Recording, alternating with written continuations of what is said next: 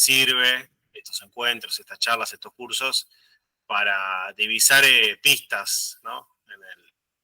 En el arcón de la historia y poder no solo ubicarnos en tiempo y espacio, sino encontrar posibilidades de acción y de organización para contraponer y confrontar estos momentos, ¿no? Yo creo que en estos momentos reina mucho la desorientación, la confusión, y creo que el abordaje y el estudio de la historia sirven no solo para un aprendizaje colectivo, sino para encontrar esas pistas donde quienes nos antecedieron pudieron afrontar, resistir, pelear y en muchos casos triunfar. Y eso me parece un gran valor político y cultural, ¿no? De nuestro pueblo. Así que eso solamente quería agregar, Paulo. Listo, muchas gracias, Javi. Federico, estamos en tus manos.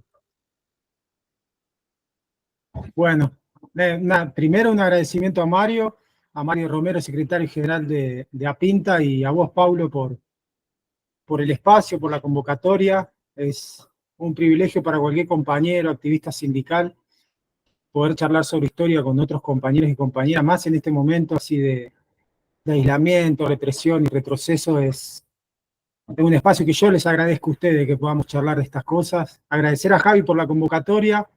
Como decía él, hemos participado en diversas instancias de formación desde hace mucho tiempo y todas muy satisfactorias, digamos. Acercarle siempre a los trabajadores herramientas para que ellos mismos puedan pensar la historia.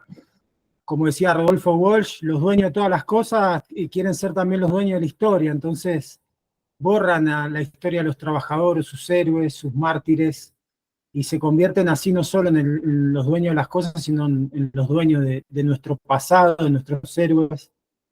Y tienen muchos mecanismos, ellos tienen la prensa, tienen sus escritores, tienen diversos sectores que van tocando, como decía Scalabrini Ortiz, la orquesta del colonialismo internacional tiene cada uno su instrumento que suena en el momento justo, digamos. Basta que nosotros veamos ahora propagandas de empresas que hablan de libertad.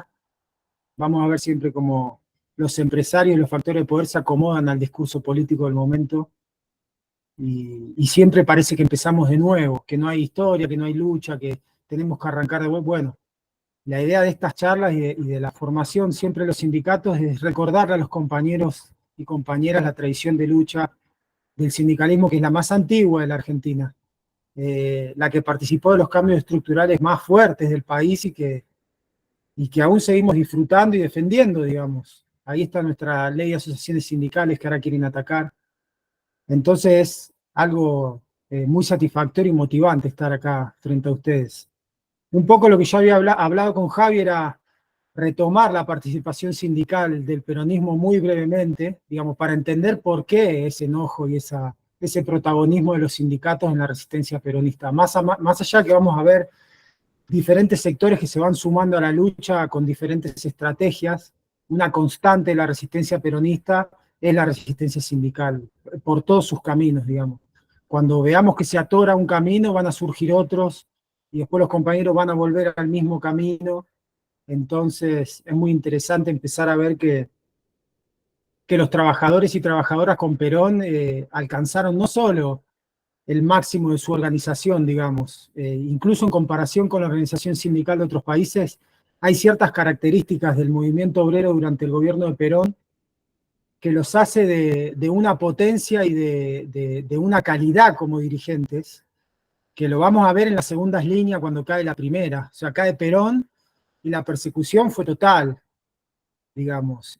Fue a todos los sindicatos, a la CGT, pero ¿qué estaban persiguiendo ellos, básicamente, en ese momento? No estaban persiguiendo los cuadros sindicales de la década del 30, que aún se debatían entre los intereses nacionales o la defensa de su sindicato. Yo sé que con el compañero Sergio Fontana vieron el origen del sindicalismo, su corriente anarquista, socialista, el aporte de los comunistas. Digamos, nosotros encaramos la caída de Perón con muchísimos compañeros anarquistas que se habían sumado al peronismo y que traían sus formas de pelea de callejera directa, de intervención directa al espacio público, el ataque directo al capital, es una herencia que sigue después de la muerte de Perón. El ejercicio de haber participado en el gobierno, en embajadas, dirigiendo universidades, negociando colectivamente en las más altas esferas del Estado, no solo les permite a ellos fortalecer sus organizaciones por la voz que tenían dentro del Estado y del gobierno peronista, sino que les permite una capacitación imprescindible a la hora de discutir en las altas esferas con los políticos profesionales, con ministros de Economía, con secretarios legales y técnicos. Los dirigentes peronistas van a adquirir una capacidad de negociación terrible, que nosotros lo vamos a ver en la década del 60, esa capacidad de negociación, de moverse dentro del palacio, es algo que los sindicalistas, varones y mujeres, hacen en el ejercicio del peronismo. El peronismo es una escuela de formación sindical de por sí. Adquieren el poder máximo por una lógica del modelo sindical que ya vieron, digamos. La constitución de sindicatos de base de primer grado, en federaciones o uniones en segundo grado, y la composición de todas esas fuerzas sindicales en una CGT, lleva a que la caída de Perón había alrededor de 4 millones o casi 5 millones de trabajadores sindicalizados en el país. Una brutalidad. Pero si eso no estaba acompañado por las escuelas de formación sindical que establece el peronismo, donde los dirigentes se hacían dirigentes profesionales, hubiera sido diferente la resistencia peronista. O sea, Perón no solo fortalece la primera línea, sino que la segunda y la tercera se forman en la experiencia directa de la resistencia a la oligarquía. Es toda una clase dirigente donde van a haber dirigentes jóvenes como, por ejemplo, Armando Cabo, Dardo Cabo, que era el hijo, va a estar Abelino Fernández, que va a ser un protagonista de la resistencia, Atilio López como un dirigente joven, incluso Jorge Di Pasquale, que era un dirigente muy joven, ya estaba en actividad, que vamos a ver su protagonismo después. Agustín Tosco ya era dirigente. Digamos, vamos a tener un conjunto de dirigentes que van a ver la caída del peronismo como algo terrible, aún con sus diferentes líneas, digamos. Y esta lógica de los comunistas en la década del 30 de crear comisiones internas que después se vuelven todas peronistas. Digamos, la lógica de la comisión interna termina fortaleciendo el modelo sindical argentino durante la época de Perón con un juego de pinzas terrible para el empresariado. Porque por un lado tenía la comisión interna que le paraba la fábrica. Esto ustedes lo van a ver en el Congreso de la Productividad que hace Perón. La principal queja de los empresarios es que el delegado, no estamos hablando del secretario general o el delegado de base, tocaba el silbato y se paraba la fábrica.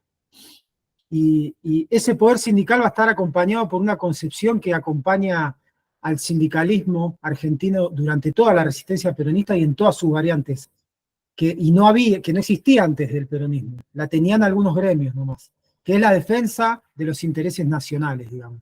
Ellos van a ver en los hechos cómo esta función social del capital que plantea Perón la lleva en los hechos, y la lleva en los hechos con todo el poder de la dirigencia sindical.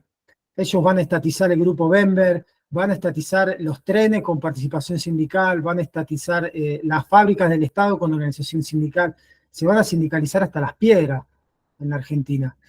Entonces, imagínense en junio, que ahora se cumplieron 2 días, el 16 de junio bombardean los marinos en un momento de debilidad de Perón, de intervención extranjera y de traición, ¿por qué no?, de los radicales, de los conservadores, incluso de muchos partidos de izquierda que pasan a la resistencia directa contra el gobierno de Perón.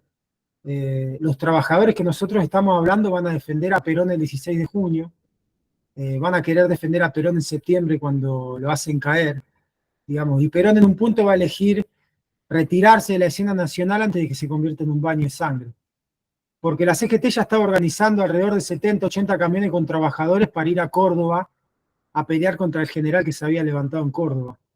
Digamos, ese nivel de compromiso tenían los trabajadores con su gobierno. Pero un estado de conmoción total, porque imagínense que contra Perón no estaba solo una noción. Nosotros podemos entender que detrás de los intereses que voltean a Perón están los peores intereses. Sabemos que estuvo metido Inglaterra, Estados Unidos, y que estuvo metido el empresario argentino, la iglesia de ese momento.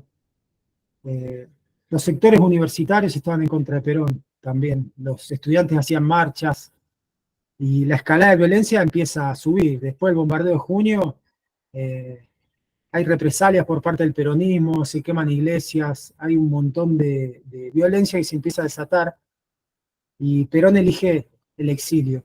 Automáticamente la Marina se lanza, una vez caído Perón, sobre la CGT. Hay un interregno en noviembre donde asume un compañero que ahora no me acuerdo el nombre, el secretario nacional, capaz que Javi me pueda ayudar, que lanza un paro en contra de la dictadura de Leonardi, y es directamente intervenida la CGT por la Marina, se roban el cuerpo de Evita, disuelven la CGT, y se lanzan estos muchachos radicales y los comandos civiles a destruir toda la obra peronista. Con una violencia inusitada, digamos, en la Fundación Evita quemaban las sábanas, las frazadas, los autos justicialistas que se empezaban a fabricar en el país, los tiraron al Río de la Plata, rompían aviones, todo lo que tuviera el símbolo peronista, recordar al peronismo, iba a ser destruido. Incluso asesinan al secretario general de la regional de Tres Arroyos de la CGT, lo sacan de la central y lo matan en Tres Arroyos, provincia de Buenos Aires. Digamos, la violencia es inusitada. Y la CGT recién va a recuperar su personería gremial y se va a reorganizar. Imagínense, con la promesa en el 60 de Frondizi, recién lo va a hacer en el 63. 8 años después, la CGT va a poder tener legalidad de vuelta. Pero no empieza ahí la resistencia empieza en la misma caída de Perón. Nosotros con el tiempo pudimos averiguar que Berisso Ensenada se levanta, que es una de las cunas del peronismo. Recordemos que los trabajadores frigoríficos de Berisso Ensenada marchan el 17 de octubre desde La Plata, desde Berisso, caminando hasta Buenos Aires para recuperar al general Perón, de las garras de la oligarquía. Entonces, la represión va a ser en todos los ámbitos contra el peronismo, y va a ser con un objetivo que a un grupo de trabajadores le reconoce un general en la Casa Rosada y les dice, esto lo cuenta Jauretsch y también Abelardo Ramos, la Revolución Libertadora, le dice a estos trabajadores, este militar, se hizo para que el hijo barrendero siga siendo barrendero. Entonces, con ese objetivo en el 55 derrocan a Perón y automáticamente hacen entrar a la Argentina del FMI. Eran muchas las razones del imperialismo para que caiga Perón. Yo creo que lo que no se esperaban era la resistencia que venía. Cuenta Jorge Rulli que tuvieron que recuperar la calle en Capital después de muchas situaciones de violencia. Ellos tenían la táctica en una incipiente juventud peronista de pegar carteles de Perón y de quedarse escondidos. Cuando los gorilas iban y arrancaban los carteles de Perón, ellos salían y los fajaban directamente. Estuvieron años y noches aprendiendo a pelear para agarrarse a las trompadas con los chicos bien de Capital, porque arrancaban todo lo que significaba Perón, y si alguien gritaba viva Perón le pegaban. Entonces es impresionante cómo la violencia perduró durante muchos años. La prohibición del decreto 4161 de nombrar a Perón, de mostrar cualquier foto de él, de nombrar a Evita, hablar de la CGT, cualquier tipo de recordación en vivo y en la calle de la figura del general Perón significaba cárcel, palo, persecución. Hay una huelga de los bancarios en la década del 50 donde los movilizan rapándole la cabeza de vuelta a los trabajos, a pesar de que los bancarios nunca fueron un gremio descamisado, digamos, como decía el compañero, eran considerados de cuello blanco. La represión también los va a alcanzar a ellos, ¿viste? Es algo muy notorio como cuando la represión de la oligarquía se ensaña, no diferencia entre ideologías. Ellos ven sindicatos, no sindicatos. Pero este estado de cosas de intervención del movimiento obrero va a hacer que la persecución sea total, digamos. Recién en el año 56, alrededor de 56, se va a recuperar la CGT Regional Córdoba, que es la primera. Ahí va a descollar la actuación de Atilio López y de otros dirigentes jóvenes que van a empezar a empujar por una legalidad de los sindicatos más allá de la ideología que expresen. Los trabajadores peronistas empiezan a trabajar para recuperar mediante agrupaciones las conducciones de sus sindicatos. Eso nos va a llevar al Congreso Normalizador del 57. Los sindicatos van a seguir, comunicándose con Perón directamente, y el sindicato que va a empezar a crecer muchísimo en la década del 50 es la Unión Obrera Metalúrgica. Pensemos nosotros que en la historia sindical tenemos la influencia de 3 gremios de peso total. Antes del peronismo fue el sindicato ferroviario. Pensemos que en una estructura nacional con distribución de materias primas y un país de servicio, el sindicato ferroviario era más grande. Era el más grande de todos, digamos, y por su contextura nacional había incorporado rasgos nacionalistas y de otro tipo. Por ejemplo, por decirlo de una manera, era el único sindicato de la década del 30 que tenía a la Virgen en cada sindicato y a la bandera argentina, digamos, era el único. Eso después en el peronismo se va a expandir hacia todos los sindicatos. Pero ya en el principio del peronismo van a ser un sindicato, que es la Unión Obrera Metalúrgica, que va a pasar de tener 3.000 afiliados o casi 30.000 en su mejor momento a tener 300.000 con Perón. La Unión Obrera Metalúrgica, al manejar la industria en un nuevo país industrial, se va a convertir en el sindicato de mayor peso en el país. Y va a ser el sindicato más poderoso de la resistencia peronista sin lugar a dudas. O sea, que estuviera la UOM en un paro, no estuviera, decidía el éxito de esa medida en gran manera. Pero también la UOM va a ser intervenida, digamos.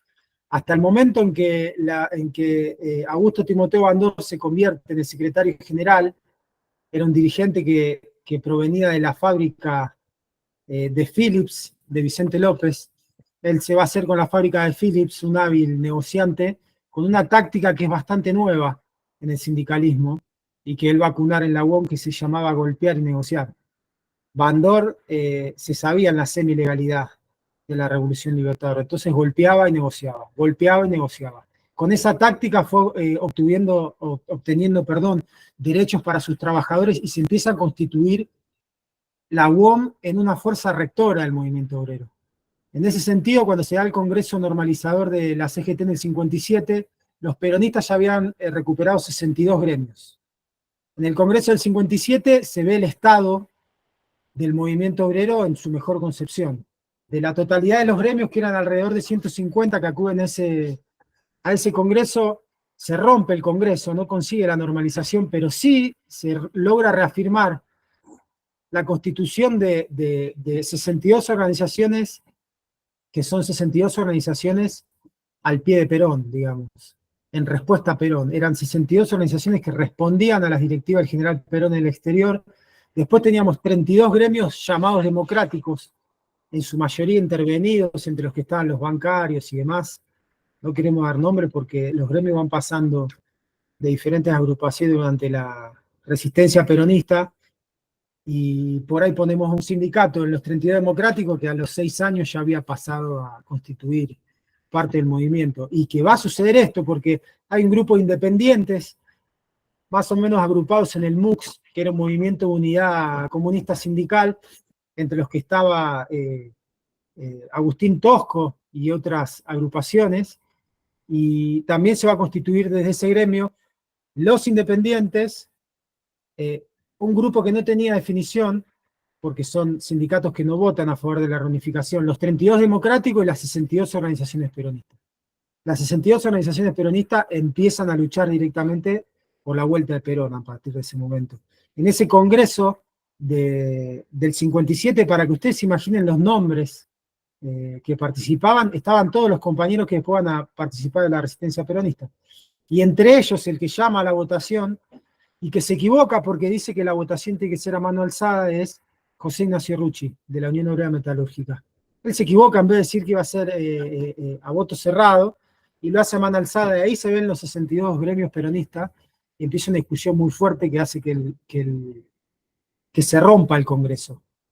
Lo que va a pasar en ese momento es que se empieza a organizar una incipiente juventud peronista, como le decíamos, en torno no a la figura de Rulli, sino en torno a muchos compañeros. Y esa etapa, hasta el 60, va a ser una etapa insurreccional, digamos. El común denominador van a ser los caños, que eran bombas que Rulli cuenta que explotaban cada 4 horas en la ciudad de Buenos Aires, en Rosario, en Córdoba, en todo el cordón industrial. Eran bombas inofensivas, pero que recordaban permanentemente que algo estaba mal. Eran bombas que rompían ductos de agua, algún ducto de gas. Lo que ellos querían hacer es una perturbación permanente de la paz que quería la dictadura de Aramburu y luego de Rojas. Va a haber también un levantamiento militar del compañero Valle que va a terminar en la fusilación los fusilan a todos ellos, digamos, en un acto criminal, fusilan a sus propios compañeros de armas que se levantan para defender a la patria peronista. Y la revolución la revolución libertadora va a adquirir cada vez caracteres aún más represivos, digamos. En esta resistencia permanente, el aparato político va a empezar a buscar una salida.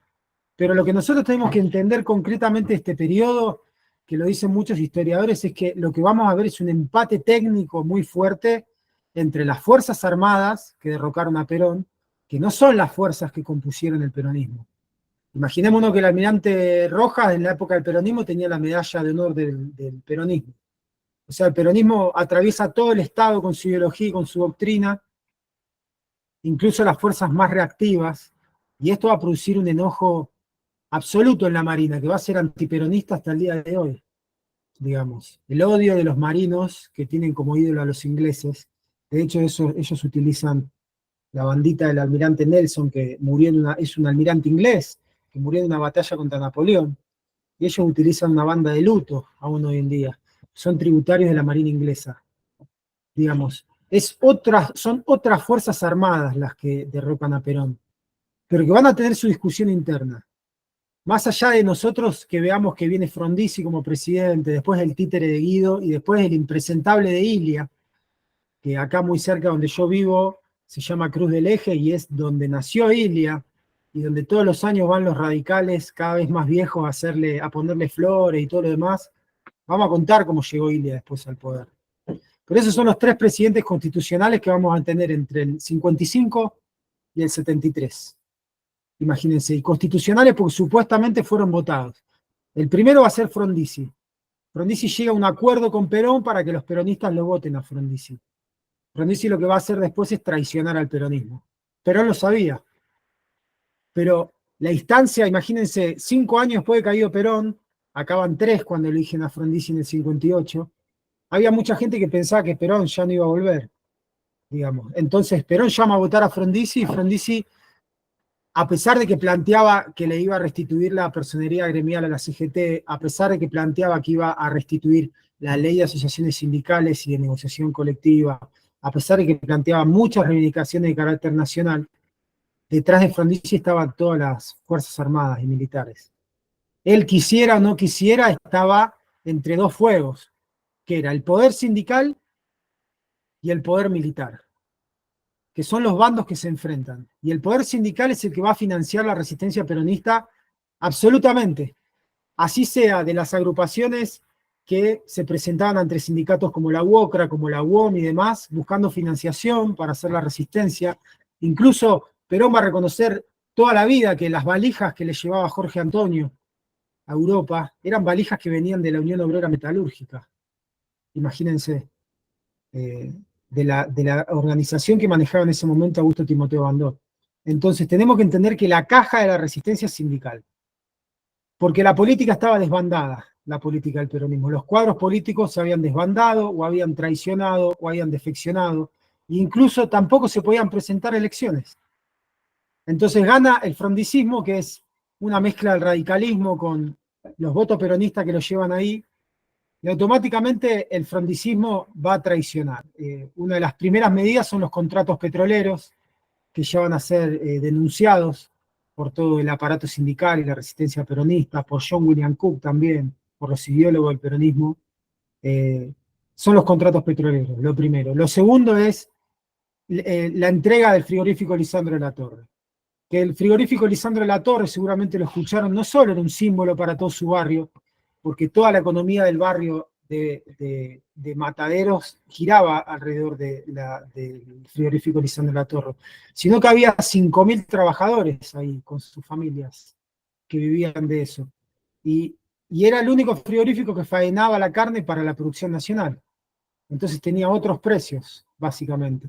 Frondizi lo va a querer privatizar, pero lo más impresionante de la privatización del frigorífico, donde se conjugan muchos actores sindicales, imagínense que va a haber un apoyo de todo el aparato sindical, incluso va a estar como un joven activista, un dirigente que luego va a descollar en el movimiento obrero, que es Saúl Ubaldini. Participa de la toma del frigorífico de La Torre, de Lisandro de la Torre. Es un frigorífico que el peronismo trata esa lucha de convertirlo en una lucha insurreccional, digamos. Perón había dejado de delegado a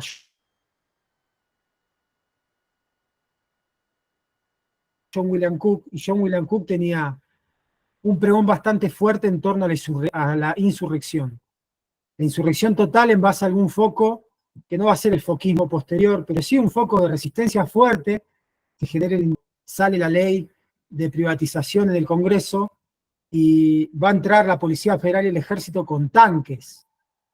Van a utilizar tanques ya en contra de un reclamo gremial, digamos. Es un proceso el de Frondizi que va escalando en su carácter represivo, y en el 60, por suerte, tenemos un congreso sindical, donde se empieza a tratar de normalizar las diferentes líneas de la CGT.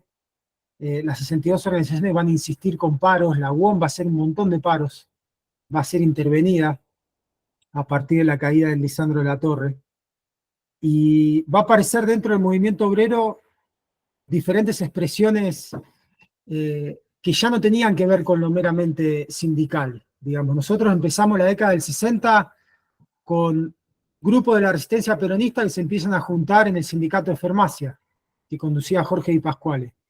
Y ideólogos como John William Cook y otros compañeros que planteaban un nivel de insurrección nunca visto en el peronismo, que era la guerra por todos los medios, al gorilaje, y se van a empezar a juntar y a tener financiación a través del sindicato de farmacia y otros, como la Federación Gráfica Bonaerense y demás.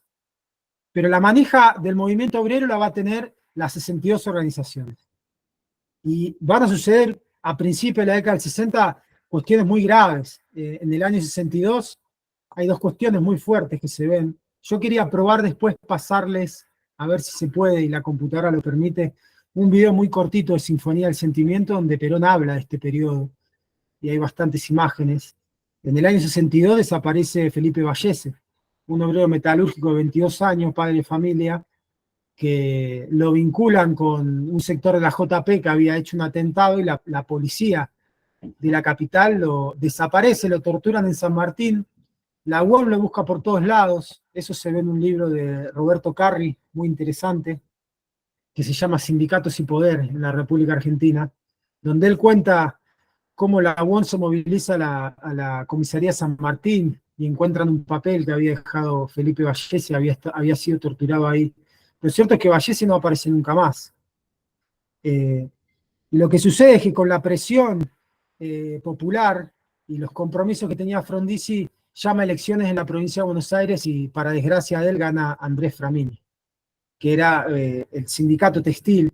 Era un dirigente bastante combativo, Andrés Framini, y la fórmula Framini-Anglada se vivaba como Framini-Anglada, Perón a la Rosada.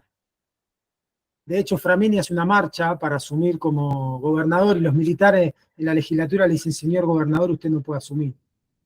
Entonces, ese es el punto de caída de Frondizi. El primer ensayo que hace ese gobierno títere es llamar a elecciones, y gana el peronismo, digamos. Y los militares no pueden tolerar esto. Va a empezar a aparecer, como yo les contaba, dentro de los propios militares dos corrientes. Una corriente liberal, vinculada a la Marina, a la Aeronáutica y a ciertos sectores del Ejército, que va a plantear que Perón no puede volver ni siquiera en un panfleto.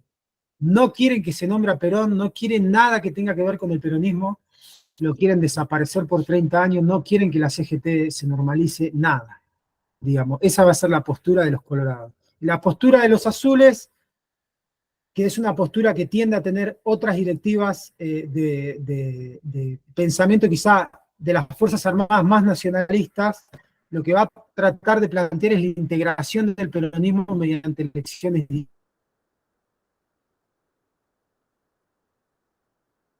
digitadas, mediante candidatos que pueden, solo la integración de la pata política del peronismo. Eso es lo que van a intentar después con Onganía. Pero acá en ese sentido no lo pueden resolver. Es el presidente de la Cámara de Senadores. Imagínense, ni siquiera el vicepresidente de la Nación, ni siquiera el presidente de la Cámara, ponen al vicepresidente de títere. pero establecido Guido lo tienen que sacar de vuelta, digamos, por la resistencia popular, que es muy interesante ver cómo después de esta crisis que tiene que ver con el Lisandro de la Torre y con la crisis económica que genera el plan de Frondizi, porque el plan de Frondizi es la vuelta al FMI. La vuelta al FMI, el ingreso de capitales extranjeros, es una especie de desarrollo sin justicia social, que lo que empieza a generar es pobreza, desocupación, y algo muy importante que muchas veces no hablan de Frondizi es que él permite que las empresas más grandes empiecen a comer a las más chicas. Digamos, tiene tácticas de división sindical, tiene un montón de actitudes que hacen que todo el movimiento obrero se ponga en contra. Entonces va a aparecer en el año 63 y en el marco de toda esta crisis política, un plan de lucha de la CGT que es histórico. La CGT en el 63 se normaliza con la conducción en las sombras de Augusto Timoteo Bandor y se normaliza por orden de Perón. Y ahí la táctica que utiliza Bandor junto con Perón es organizar una CGT que contenga todas las expresiones políticas dentro. Nosotros, si vemos los debates de la CGT del 63 al 65, vamos a ver que está Agustín Tosco, que era un reconocido dirigente que no era peronista. Hay sindicatos comunistas como los petroleros y químicos, el sindicato de petroquímica, porque los petroleros estaban en otro baile, y hay muchos más sindicatos que tienen expresiones absolutamente combativas, y que va a tener una figura muy importante esa CGT, si nosotros lo pensamos, esa normalización del 63 tiene a José Alonso, que era un protagonista de la Asociación de Trabajadores Latinoamericanos, que había formado Perón, es uno de los activistas más grandes, José Alonso. Lo van a elegir secretario general a José Alonso. Y el secretario gremial va a ser una figura que era muy importante dentro de la Unión Obrera Metalúrgica de Bandor, que es Avelino Fernández. Avelino Fernández va a ser el secretario gremial de esa CGT y va a ser el que organice el plan de lucha de la CGT, que tenía muchas etapas. En su segunda y tercera etapa directamente es la toma de fábricas. Por eso yo en algún punto les quería mostrar que el sindicalismo frente a los masazos del frondicismo y de la dictadura se radicaliza. La CGT de Alonso se radicaliza y lanza un plan de lucha que en definitiva lo que hace es poner en entredicho la capacidad del empresario de manejar su empresa. Yo les quería mostrar, si la tecnología me permite, sé que hay que poner un botón que se llama presentar, dos documentos de ese proceso, porque la CGT lanza el plan de lucha en el marco de la elección de Ilia. Caído Guido, hay 20 meses donde el Parlamento está cerrado. Y Perón lo dice muy claro en el 63. Llaman a votar a elecciones, permiten en febrero que el peronismo se presente, prohíben el peronismo de vuelta. ¿Y quién gana después de 20 meses de que está el Congreso cerrado entre Guido e Ilia? Gana un presidente radical con el 25% de los votos.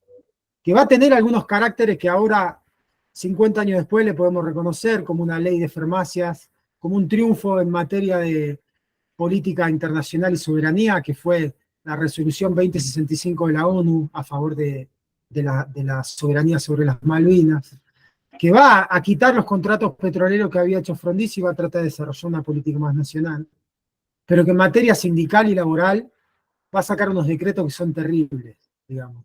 Y a ese gobierno de Ilia, que ya se sabía títere, porque el movimiento obrero ya se había comido a Frondizi.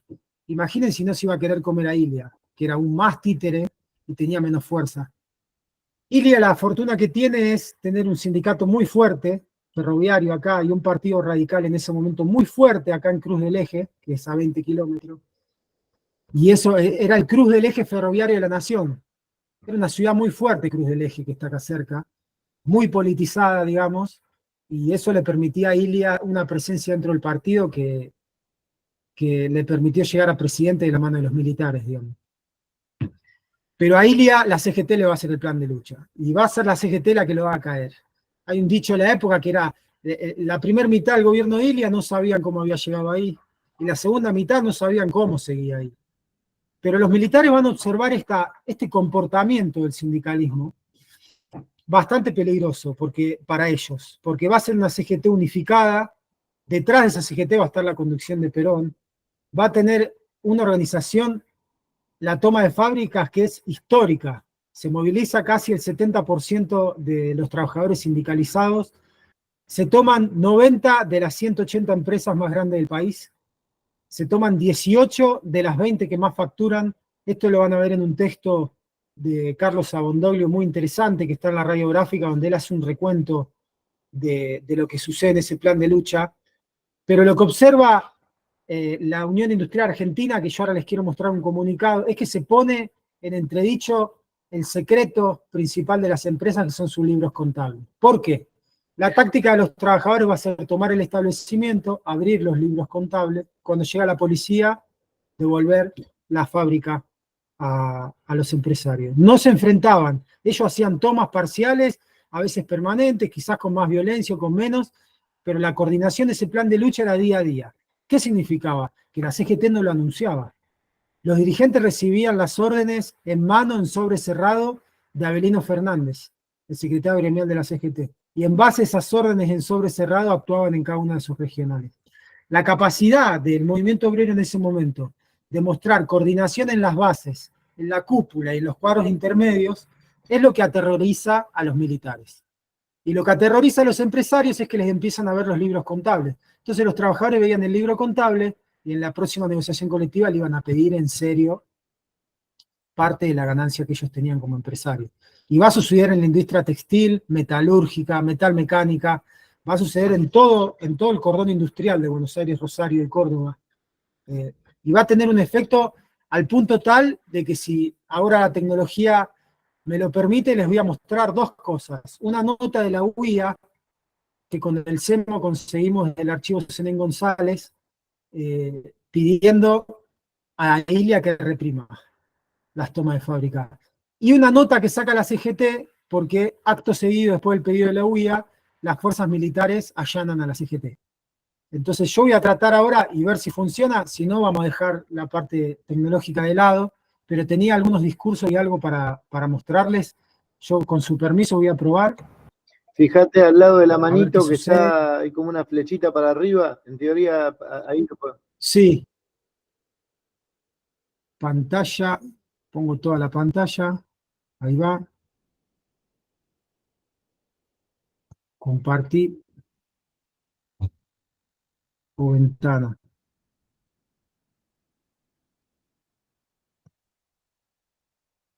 Si vas a estar cambiando de archivos, te conviene poner pantalla completa.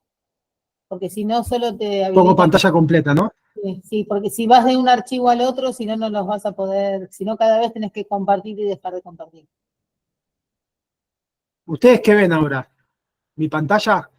Todavía no. Le hiciste con. Te vemos a vos. Sí.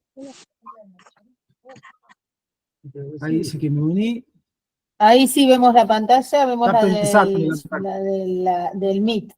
Ahora tendrías que cambiar de pantalla.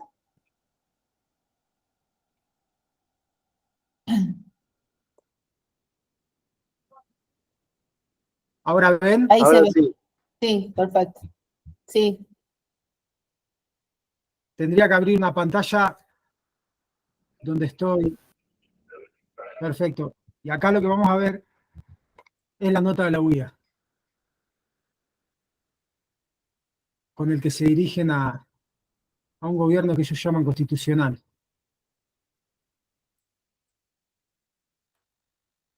Unión Industrial Argentina, comunicado de prensa, Departamento de Relaciones Públicas. 27 de mayo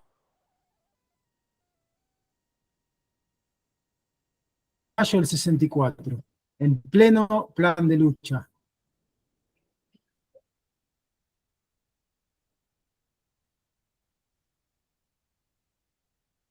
Si me deja bajar el...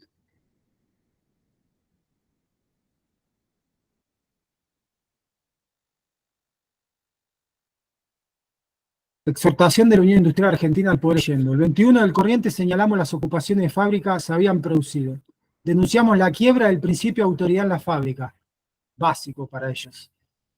Pusimos en evidencia los delitos cometidos. Reclamamos a los depositarios de la autoridad el ejercicio de la ley. Le piden represión, básicamente. Hemos sido desoídos.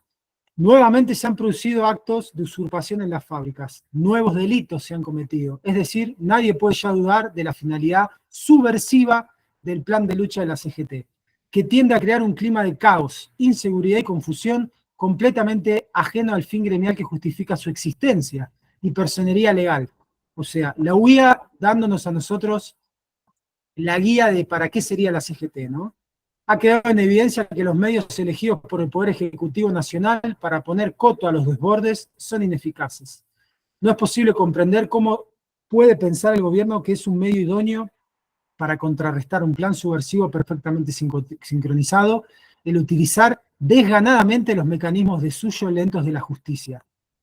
Tanto más ello es cierto cuando el plan se basa en el conocimiento de la intención del gobierno de limitar su acción represiva a procedimientos judiciales y a la renuncia a sus propios e indelegables atributos como guardián del orden y de la seguridad pública. Es imposible predecir, fíjense el miedo empresarial, es imposible predecir a qué extremos puede llevar esta pasividad, que da a los sectores interesados en romper las instituciones una sensación total de impunidad por la falta de gobierno. El sector empresario carece, por su parte, de medios físicos para repeler la agresión. No está dispuesto, por lo demás, a hacer el juego a quienes aspiran a transformar en un conflicto obrero-patronal una acción meramente subversiva. La Unión Industrial Argentina, una vez más, advierte, amenaza al Poder Ejecutivo Nacional que esa sistemática declinación en el cumplimiento de sus deberes ineludibles, es decir, reprimir, será causa de imprevisibles infortunios para la nación, y le hace saber que su consejo directivo en la reunión del día de la fecha ha decidido formularle una nueva exhortación para que cumpla con su cometido de resguardar el orden y de prevenir los delitos. Pues en caso contrario, los industriales se verán obligados, muy a su pesar, a adoptar las medidas más extremas. Así amenaza la huida al gobierno de Ilia. Y vamos a ver la respuesta de la CGT ante el allanamiento.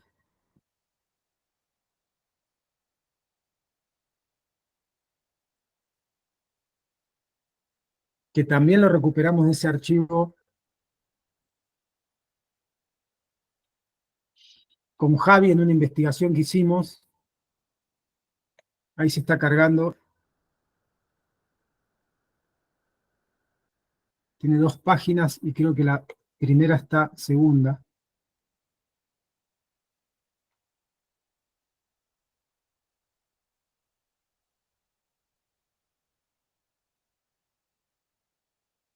Pero no me acompaña acá la tecnología en el monte. Si me dan un segundo.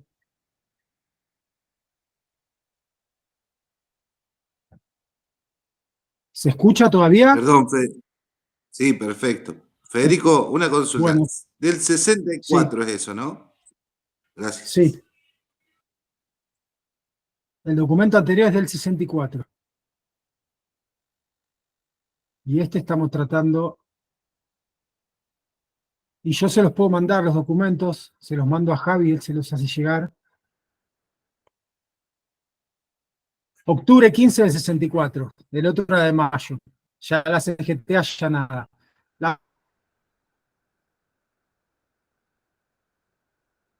Policía de Coordinación Federal solicitó y obtuvo autorización del juez Insaurralde, el mismo magistrado que acaba de reclamar la captura de los dirigentes obreros, para allanar en horas de la noche la sede central de la CGT. Trabajadores y al país, ordenado por el señor ministro del Interior, fue el encontrar explosivos. La CGT, desde que su Congreso eligió a las actuales autoridades, ha mostrado a propios y extraños que es un organismo popular de orden y que está al servicio de causas nacionales y actúa a la luz del día. Los actos realizados por la CGT, a pesar de su concurrencia masiva, no arrojaron jamás un incidente.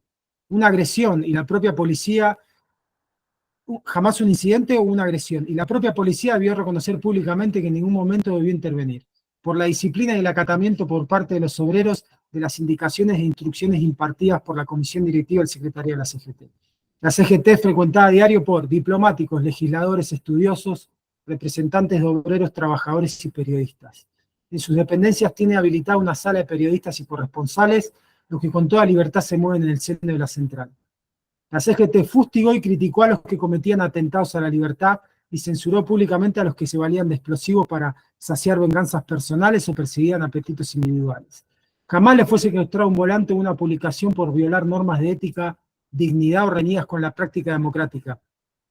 Ni tampoco ha sido irresponsable de sus actos, ya que se hizo cargo en cada oportunidad, en cada hecho, de las lógicas y consecuencias de sus responsabilidades. Las propias ocupaciones de fábrica, máxima operación y la de mayor riesgo se han desenvuelto dentro del orden, la disciplina y la responsabilidad, lo que constituyó una medida de fuerza controlada por la CGT.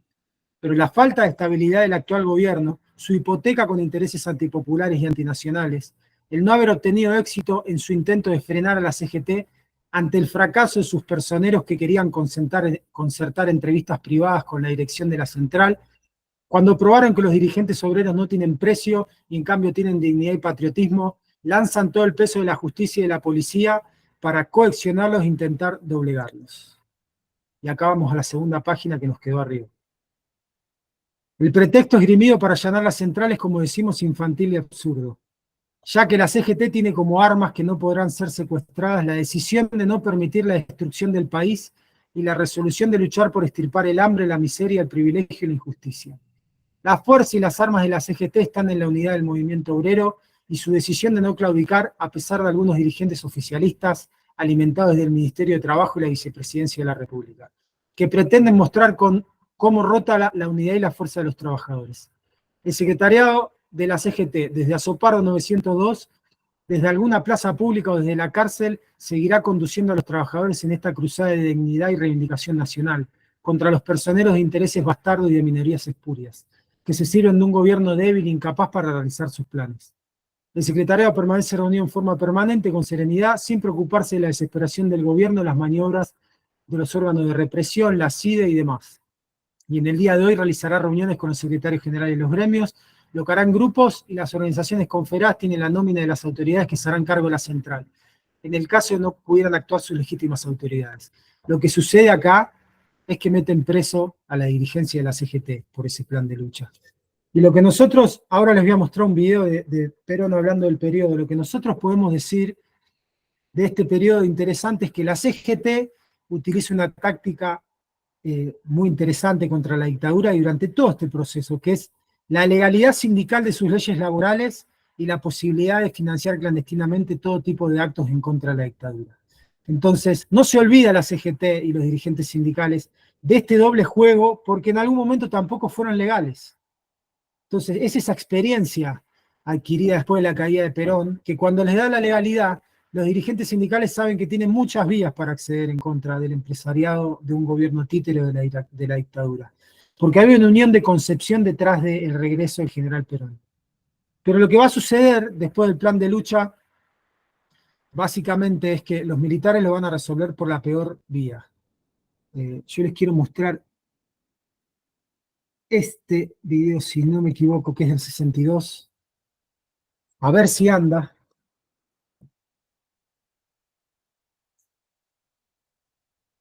Y ustedes me dicen si se ve.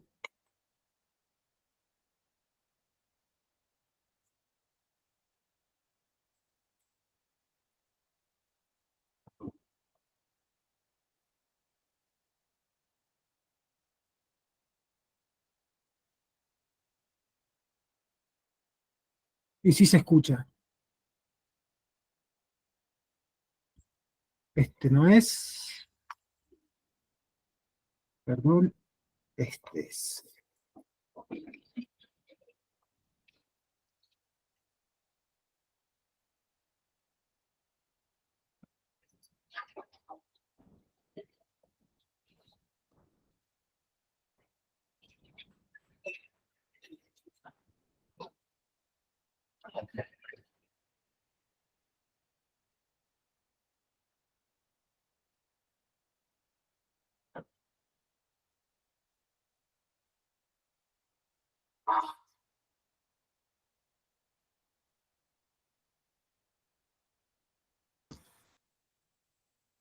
Dice error de ejecución. No sé si se complicó o no.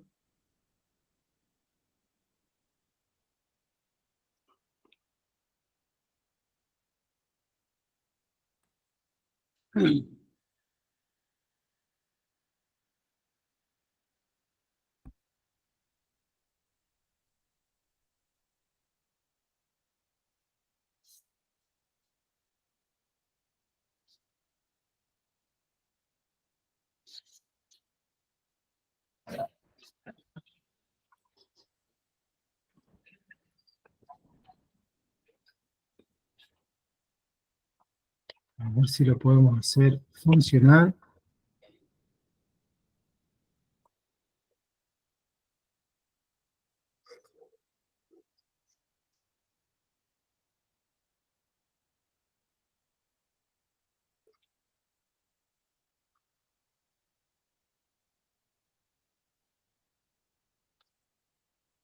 De marzo de 1962. ¿Se ve, compañero? A Arturo Frondizi, las Fuerzas Armadas advierten que no aceptarán afanes antidemocráticos y que es condición fundamental para que haya elecciones la prohibición de todo partido político totalitario. En el intento de consolidar un gobierno de transición, ponen de presidente a quien era vicepresidente del Senado, José María Guido. El gobierno proscribe al peronismo y a cualquier otro partido que propicie el regreso de Perón.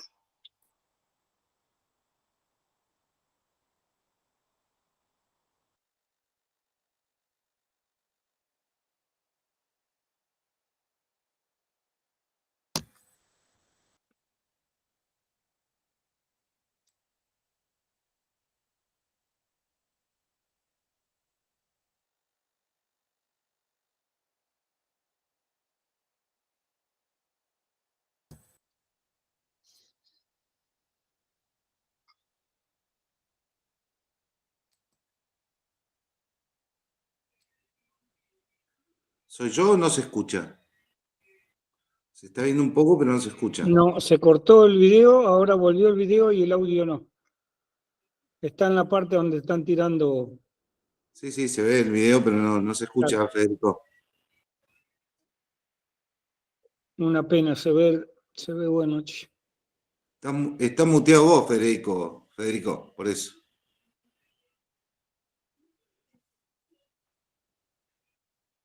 Estás muteado vos también para hablar, Fede. No se te escucha, estás muteado. Ahora se me escucha. Ahora. El video no corre. Sí, ahora sí. Entonces lo vamos a dejar de lado, compañero. Yo un poco lo que le quería mostrar ahí es que va creciendo dentro de la resistencia peronista a la par de... Voy a dejar de compartir pantalla, no sé si me ven.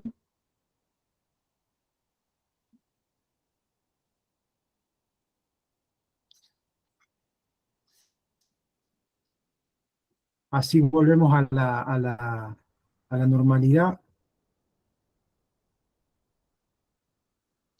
Ustedes me avisan cuando... ¿Ahí me ven de vuelta? No, tenés abierto como varias ventanas, pareciera. Sí, para que cierro eso. Porque es una computadora muy vieja, yo tenía mis dudas. No importa. Se van abriendo miles de ventanas, parece. Sí, algo hiciste que se abrieran varias, o sea, le estás mostrando a nosotros varias veces. No, solamente tenés que dejar de compartir, Federico. Igual te vemos en un... Tenés que poner ahí, dejar de compartir Bueno, y listo. Pero te vemos, te escuchamos. Sí, puse varias veces, Ahí está. ¿sabes? Dejar de compartir pantalla, a ver. Ahí está. Había metido en un quilombo de tecnología y sabía que podía pasar. Yo le quería pasar unos videos donde Perón va hablando de la infamia política de estos tipos que convocan elecciones y cada vez que gana el peronismo lo clausuran. Luego del plan de lucha de la CGT y del fallido retorno de Perón en el 64, contra la opinión de muchos dirigentes peronistas, Bandor le comunica a Perón, que era parte del comando peronista, Bandor, del comando de conducción, que están dadas las condiciones para retornar a la Argentina, ¿no? Y en ese contexto, Perón se sube a un avión, es detenido en Brasil y lo envían de vuelta a España, lo que es un tremendo momento, porque hacía casi, se cumplían 9 años, iban a ser casi 10, de que a Perón lo habían derrotado y en un clima de insurrección popular, de la toma de fábricas y demás, falla el operativo de retorno de Perón y eso es un masazo. Es un masazo en dos sentidos, porque los militares se asustan de tal manera que empiezan a tratar de partir al movimiento, a esta CGT de Alonso, empiezan a tratar de cooptar dirigentes sindicales para partirla. Más allá de que habían encerrado a gran parte de la conducción después del plan de lucha, Bandor no había ido preso. El fallido retorno de Perón impacta directamente en la popularidad de Bandor dentro de la resistencia peronista. Digamos, porque esta táctica de negociar y golpear del sindicalismo empieza a ser cuestionada por algunos sectores cada vez más grandes del sindicalismo, que, como la intersindical y demás, que planteaban una lucha permanente y total hasta la caída de los militares o de los gobiernos títeres. Y la lógica de Bandor era golpear y negociar para conseguir reivindicaciones para su gremio y hacerlo cada vez más poderoso. El hecho de que las tácticas y que el movimiento de los metalúrgicos tuviera una organicidad que Perón aplaudía, no significaba que esa organicidad simplemente pudiera llevar al hecho de que Perón volviera. Digamos, con paros sectoriales o paros nacionales, incluso el plan de lucha y la toma de fábricas, los focos insurreccionales en el interior y demás, no podían conmover una estructura militar que era enorme en ese momento. Algo que acompaña, que es interesante que sepamos, algo que acompaña al gobierno de Frondizi, que después lo van a seguir aplicando los militares, son un conjunto de tácticas represivas que van a tener su similar con la dictadura del 76, pero no con esa brutalidad. El plan Conintes, que está financiado por Estados Unidos y ideológicamente llevado a cabo por las Fuerzas Armadas de acá, porque los reprimían con armas norteamericanas. Digamos, los tanques que entran en el Lisandro de la Torre son los tanques Sherman, que los norteamericanos usaban en la Segunda Guerra, unos fititos con un cañón, que le venden a Frondizi en los acuerdos del FMI y demás. Le venden hasta los cartuchos de gases lacrimógenos. Los trabajadores, con la represión de Frondizi al frigorífico, se encuentran con que los cartuchos decían Made in USA. Era la primera vez que se reprimía a trabajadores con tecnología de los norteamericanos, digamos.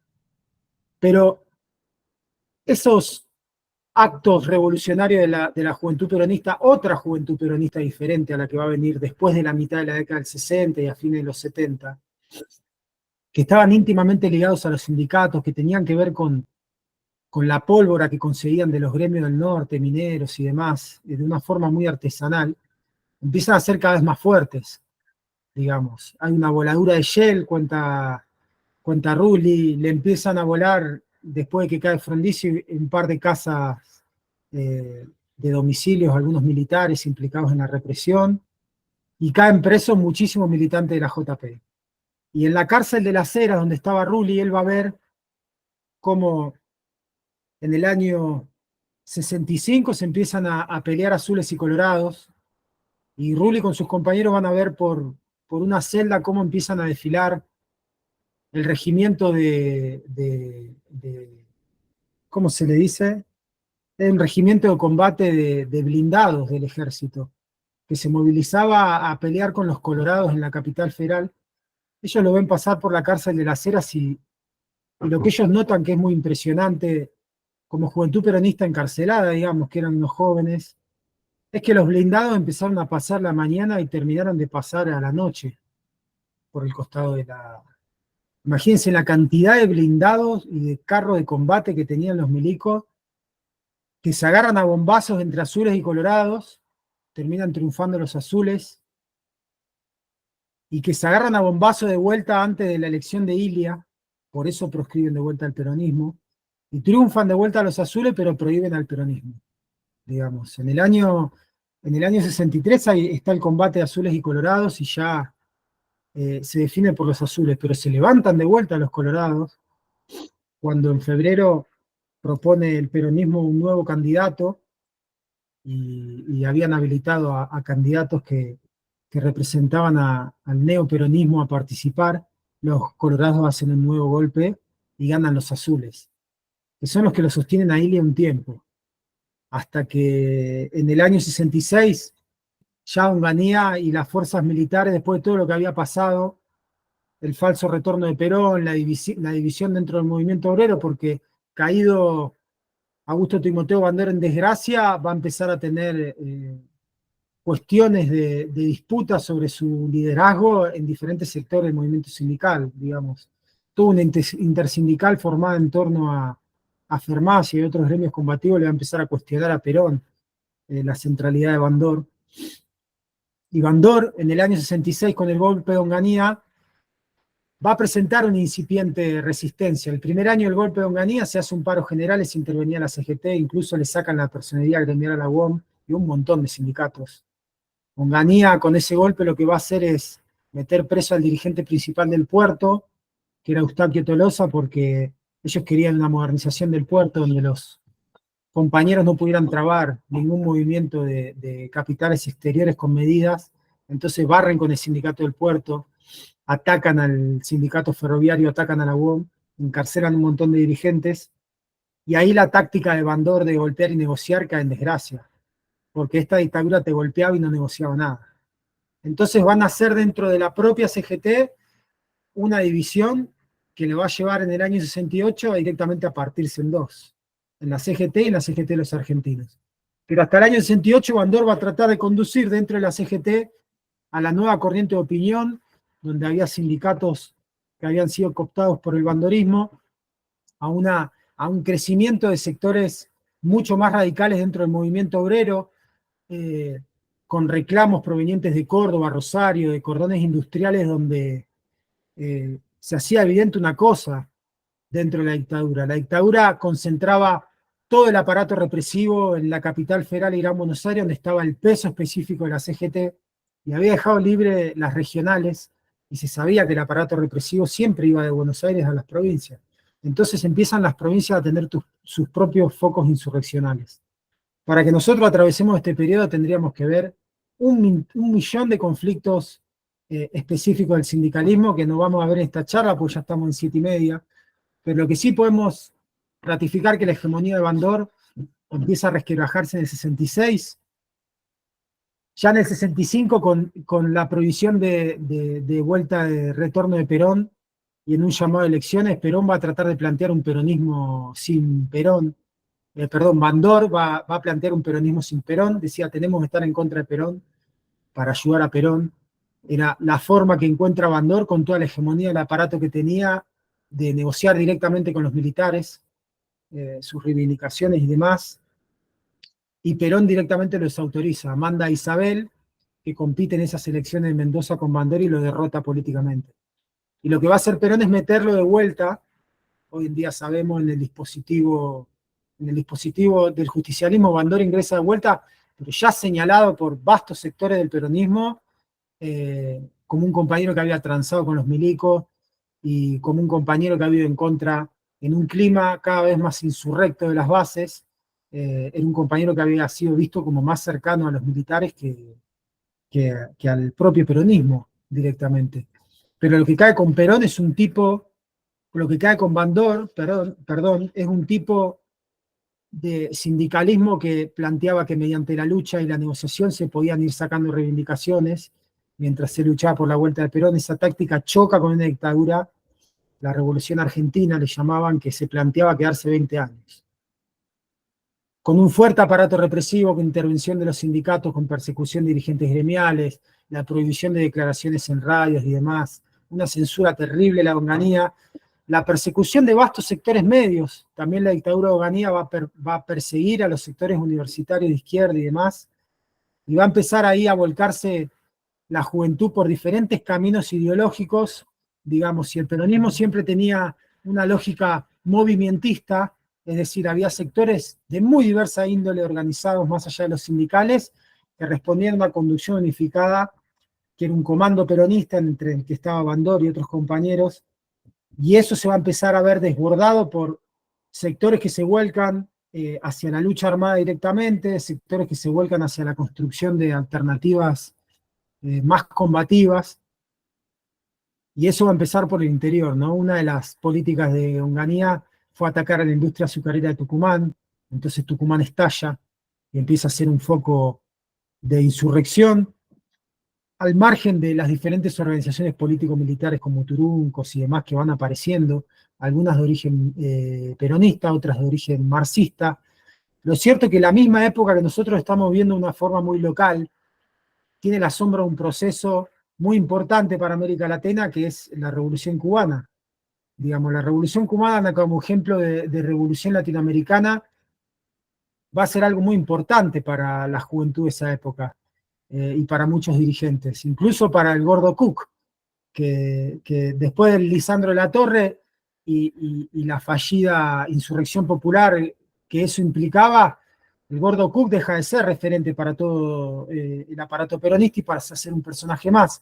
Pero esas banderas van a ser reivindicadas por otros compañeros que reivindican la insurrección armada, y dentro del propio peronismo va a empezar a aparecer algo que es muy complejo y que va a evolucionar con diferentes formas, que es una especie de vía hacia el socialismo a través del peronismo.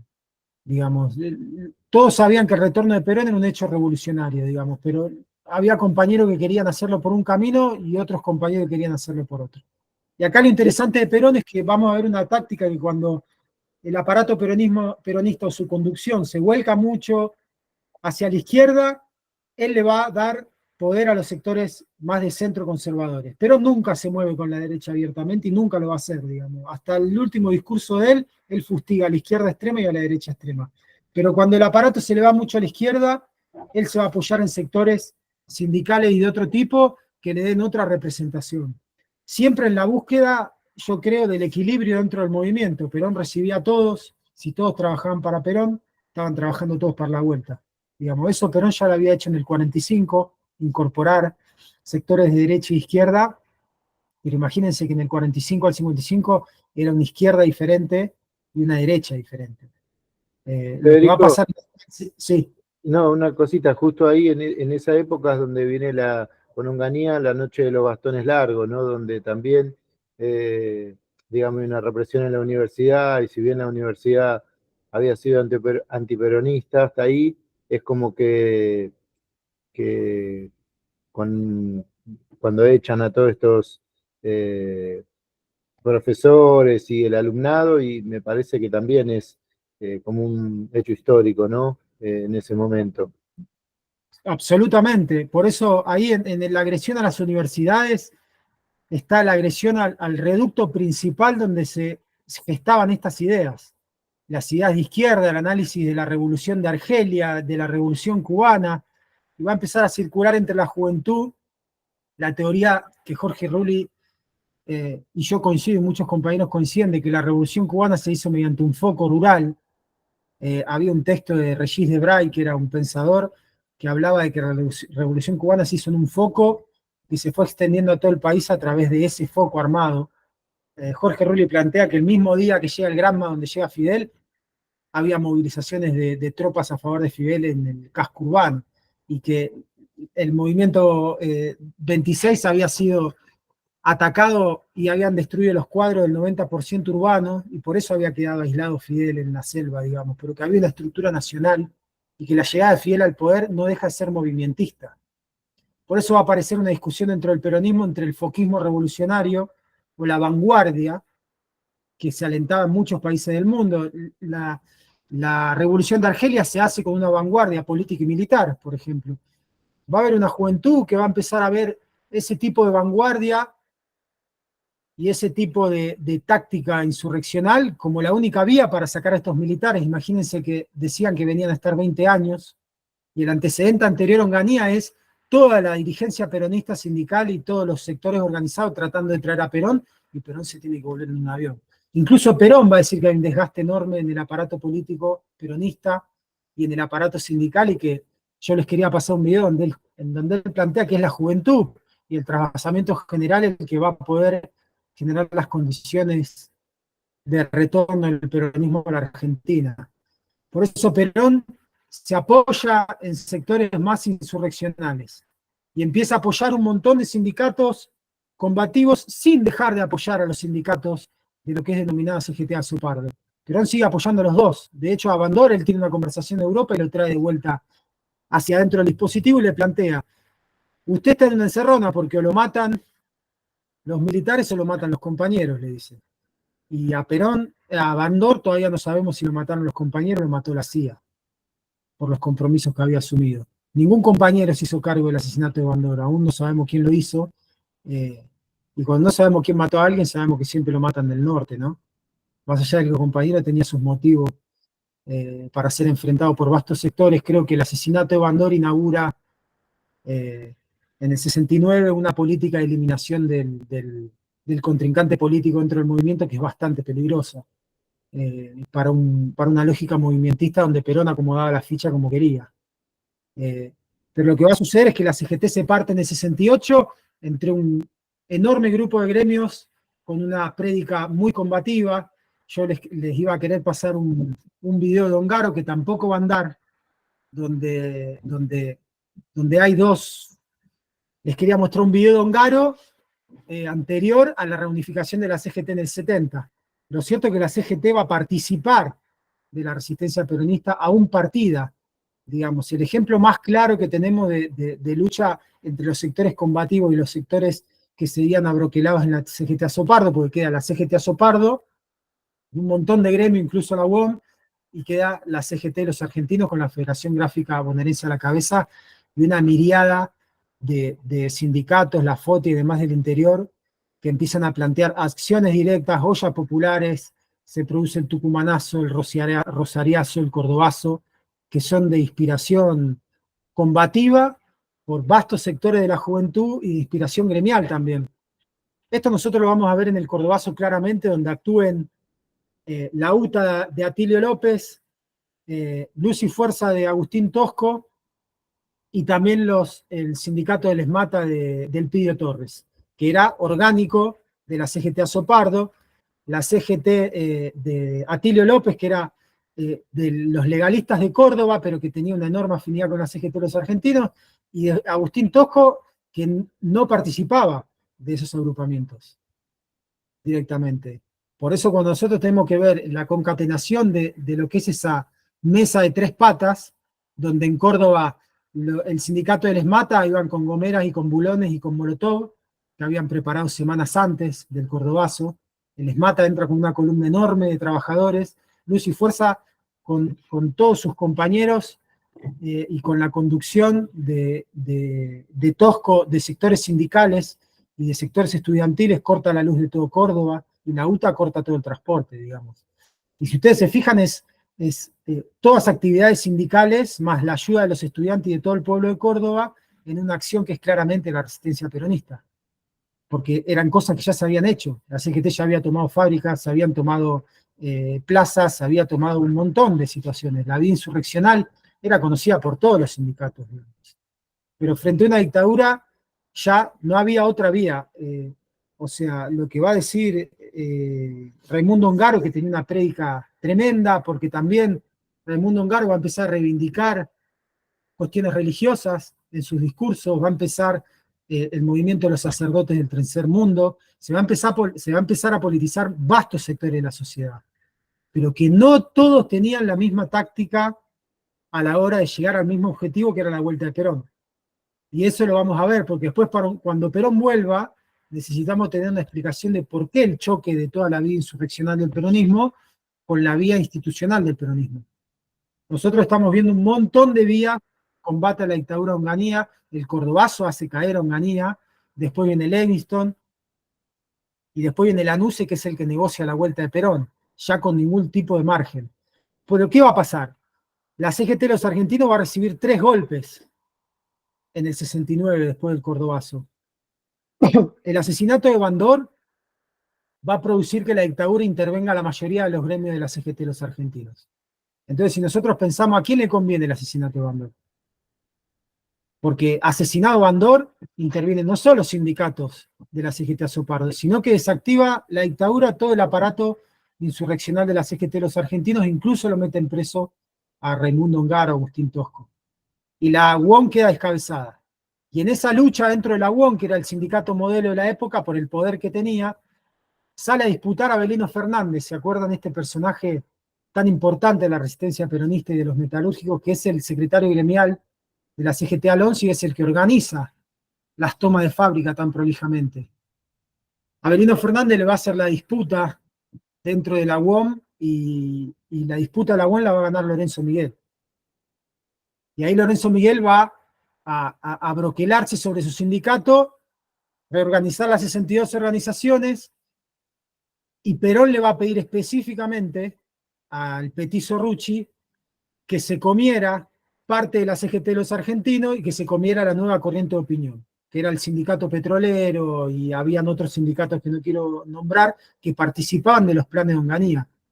Porque Onganía hacía mucha inversión pública también en los sindicatos, que no quiere decir que hiciera política o cosas por los trabajadores, pero sí ponía la guita en que se crearan obra pública en el interior. Está la obra del Chocón, los puentes de Entre Ríos, grandes obras en Tucumán.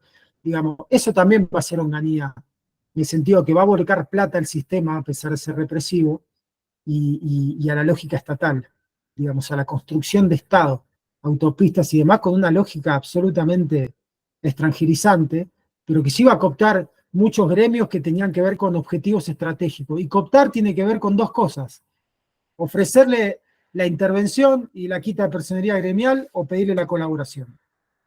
Así lo hacía Onganía. Si vos te oponías, te quitaba la personería gremial, así de simple. Digamos, y no podías ejercer como sindicalista. Y los sindicatos que se oponían los borraba, como sucedió con el agrupamiento de la CGT de los argentinos. Pero la prédica de la CGT de los argentinos va a seguir en todos esos sindicatos.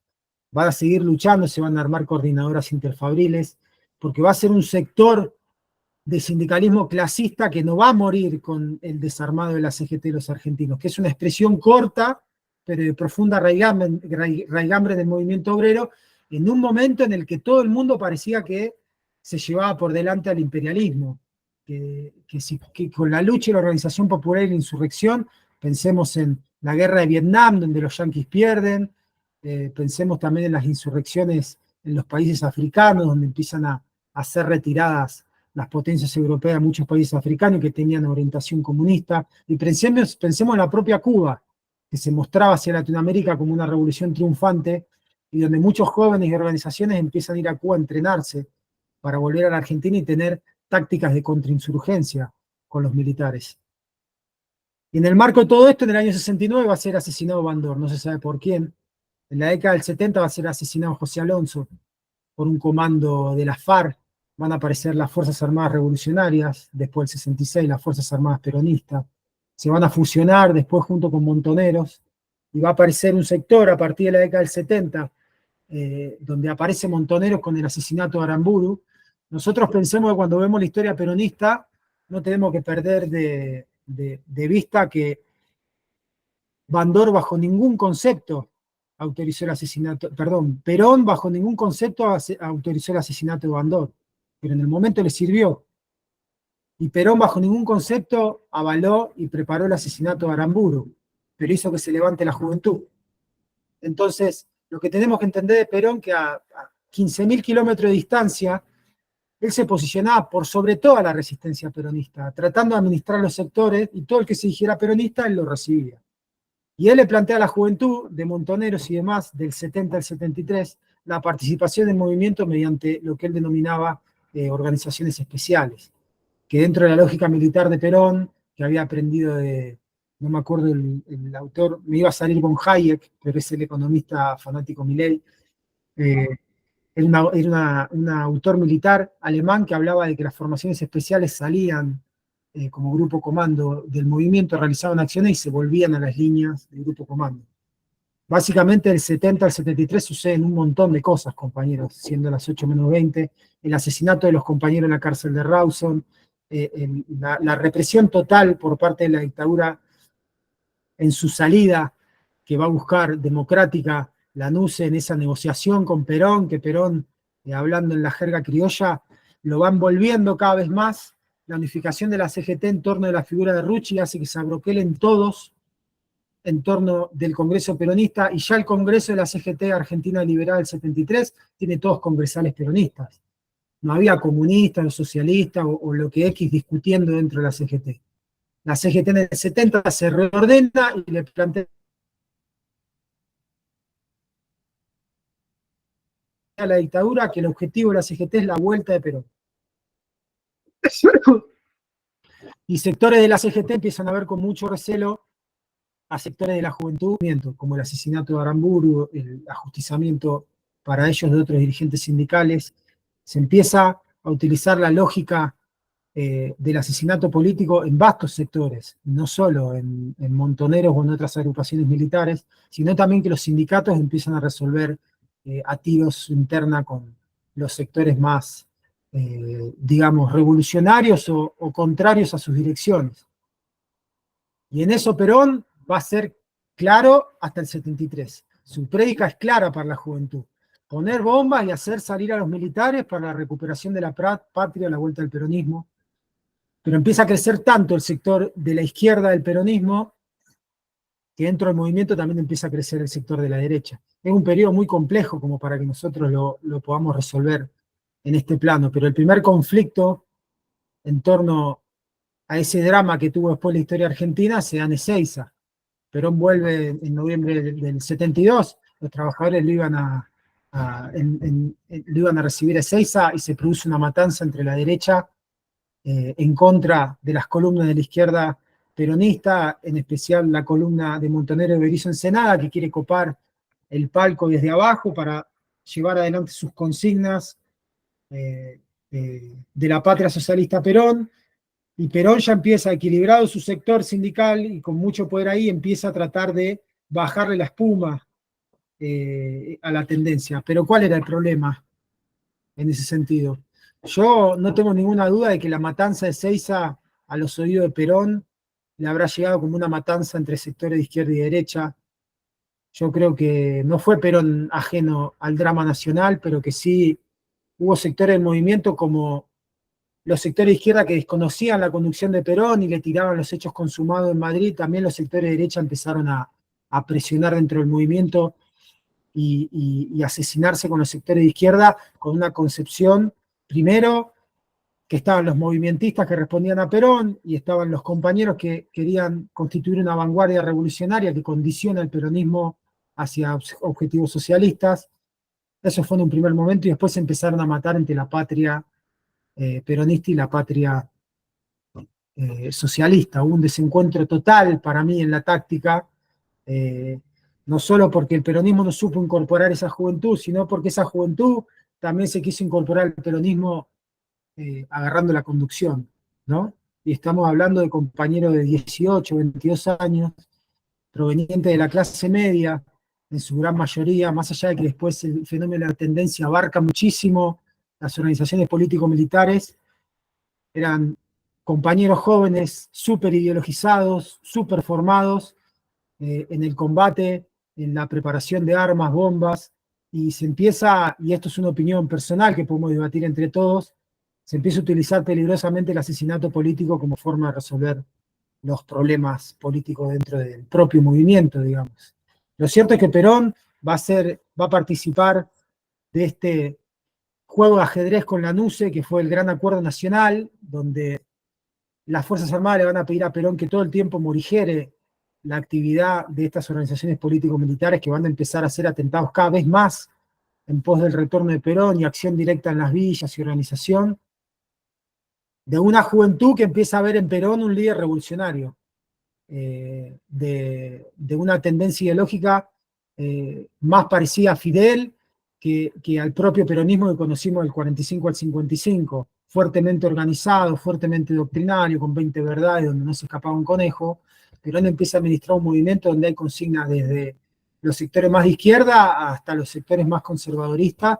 Del 70 al 73 se peroniza la nación directamente. Se organizan hasta los chicos de escuela por el retorno de Perón. Pero el drama nacional que nadie vio venir era que detrás de estos militares había unos peores, ¿no?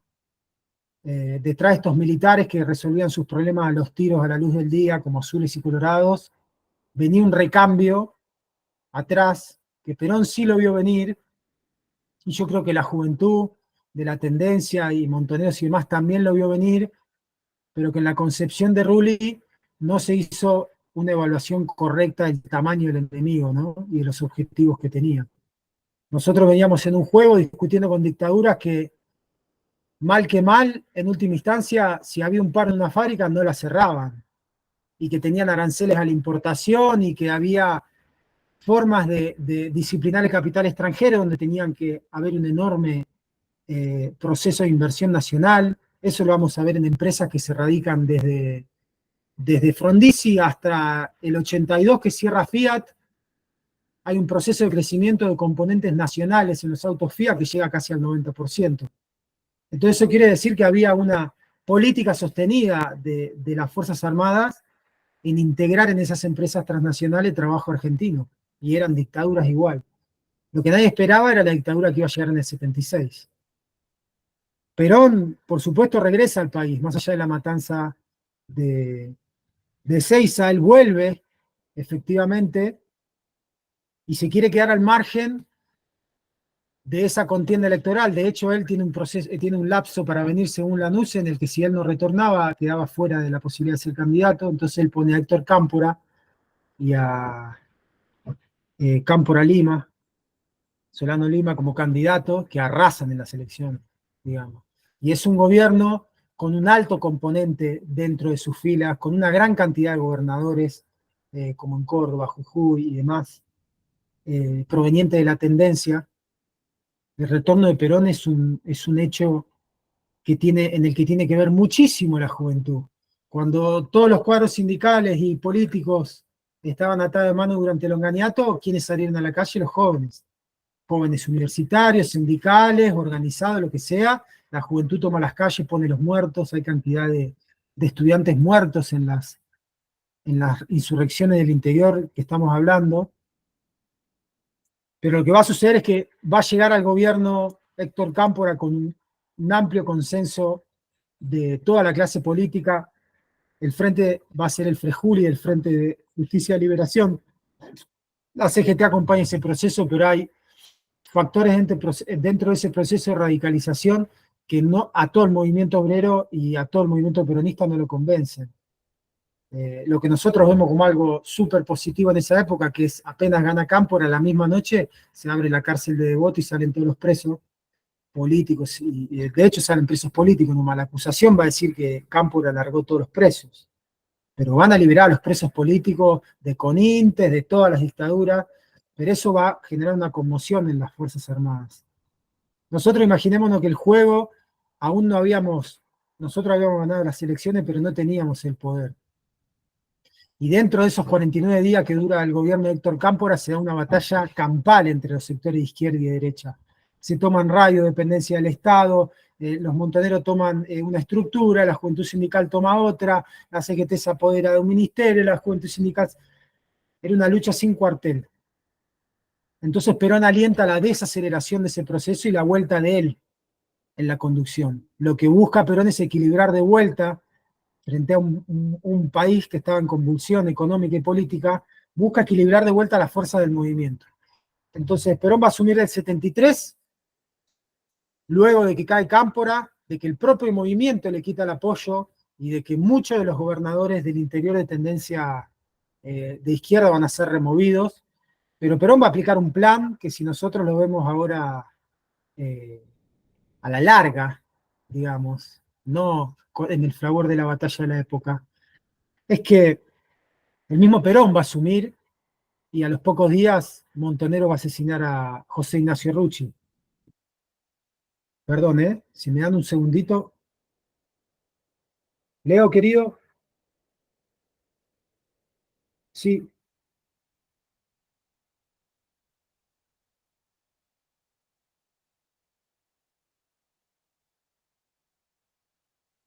Y debe estar en el auto. Que yo vaya para allá. Tranqui, yo ahora voy. Dale, Leo. Dale, gracias, ¿Qué tal, compañeros?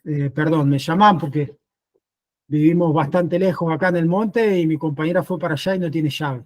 Así que ahora en un ratito la tengo que ir a asistir. Pero lo que decíamos que un poco para hablar del proceso y ya meternos en dictaduras que vamos a ver a partir del gobierno de Perón, el desplazamiento del ala izquierda, un intento de Perón de traer a la juventud de vuelta al movimiento, de pedirles que se organicen a la par de los demás sectores. Eso es en febrero del 74, donde muchas organizaciones militares ya piensan que, políticos militares, incluso Montenegro, piensan que Perón es el líder del movimiento, pero que es una etapa previa al enfrentamiento con el imperialismo y sus personeros, que eran las Fuerzas Armadas. Y también el ala izquierda va a seguir el ERP y algunos sectores del Montonero realizando atentados durante el gobierno ya elegido democráticamente. Pero la política de Perón va a ser directamente levantar el bloqueo a Cuba con José Belgerbar, que era de inclinación comunista, abrir el comercio con los países comunistas de Europa del Este, la estatización de las bocas de expendio de nafta, la estatización de muchos medios de comunicación que iban en contra del gobierno. Logró de vuelta el 50-50, que era el 50% de la participación de los trabajadores en el PBI nacional. Va a haber una recuperación que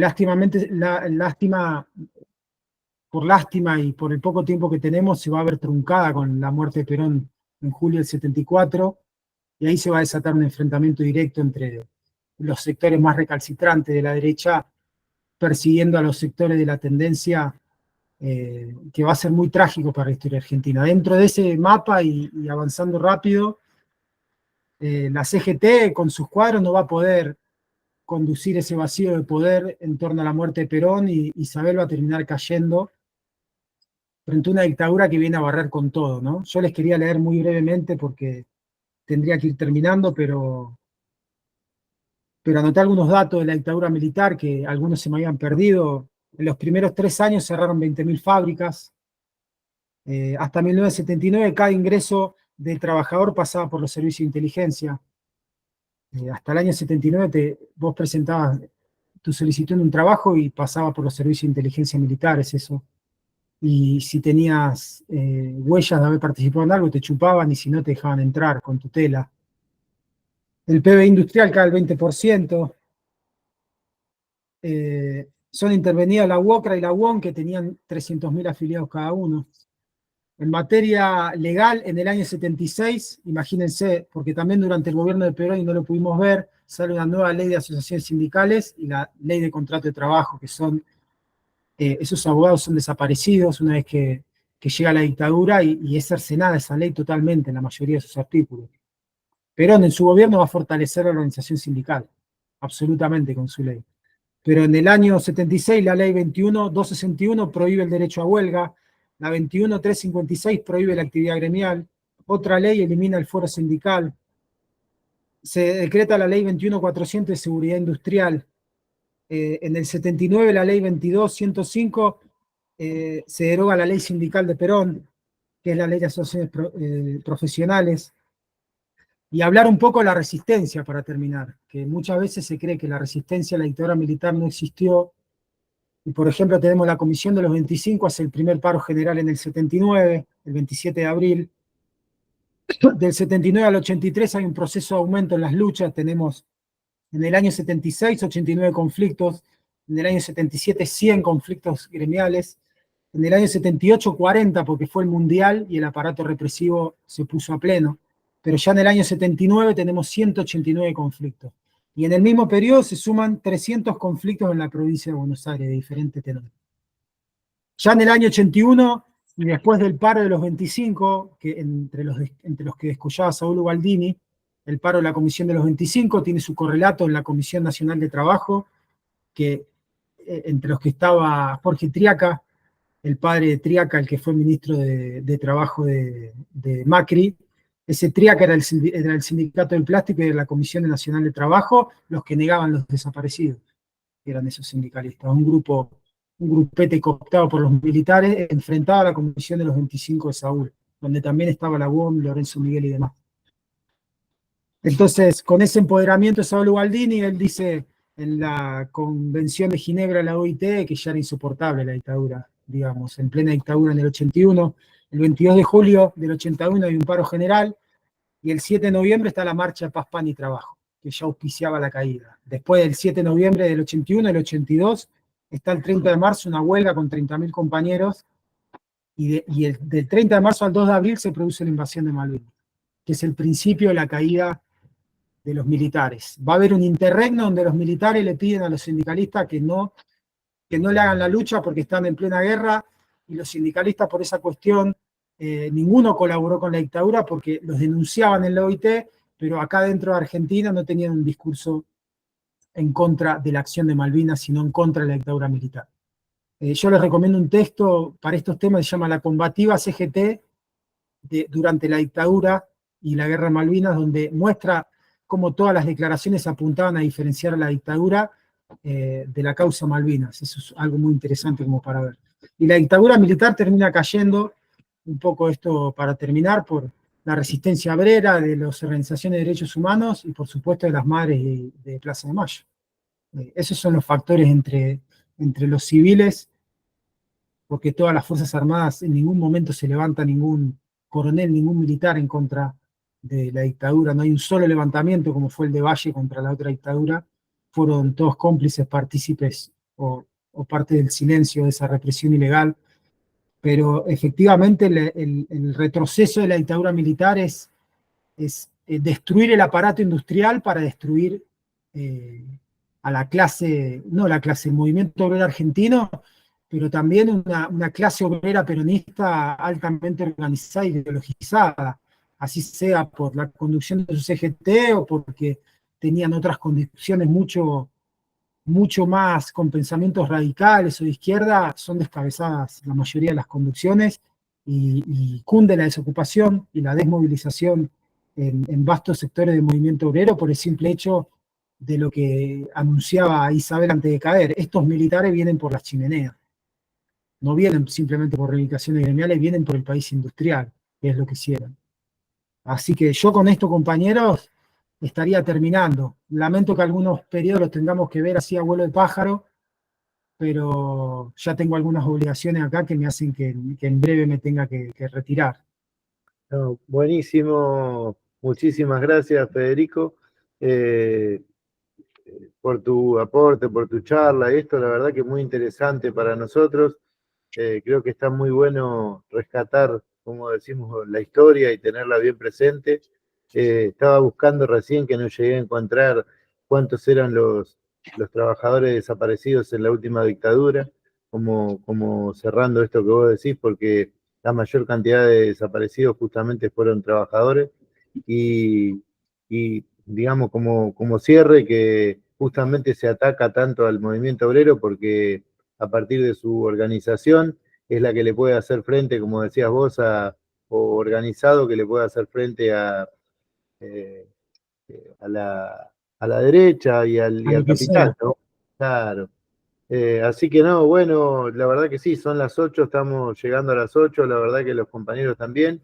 Le agradecemos al CEMO y especialmente a vos en esta charla por todo tu aporte. Quedamos en contacto y bueno, hay algunos de los compañeros también, como cerrando, algunos de los compañeros están en Córdoba también, ahí Sebastián.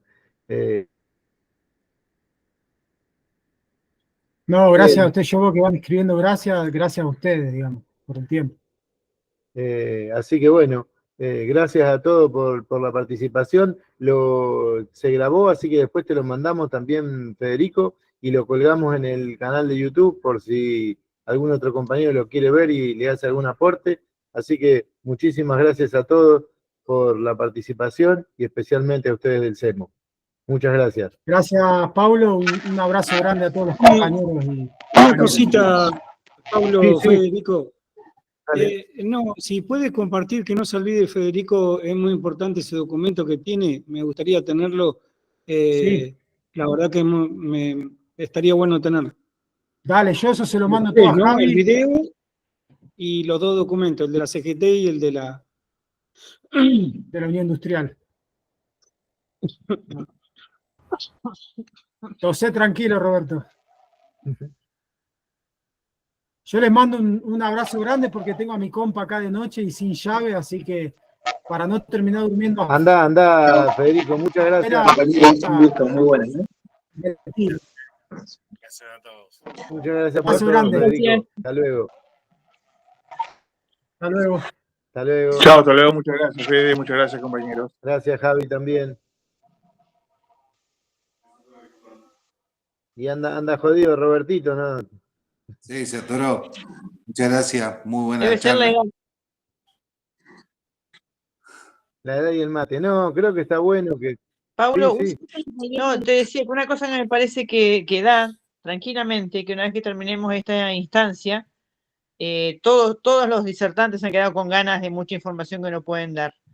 Yo vería la posibilidad de hacer una nueva versión, en todo caso que ahonde más en temas que quedaron medio pendientes, si se dale, puede. sí, sí, cómo no, y podemos invitar a otros compañeros, no hay ningún problema, la idea es seguir con estas reuniones, también hay algunos otros compañeros como Javier Ortega, que lo hablamos también para dar una charla presencial allá en Castelar, por ahí podemos hacer un Zoom que tiene mucho para aportar, él fue parte de la intervención en Vicentín y escribe unas notas buenísimas ahí en El cohete a la luna, en página 12, que tiene que ver con economía también y con derecho.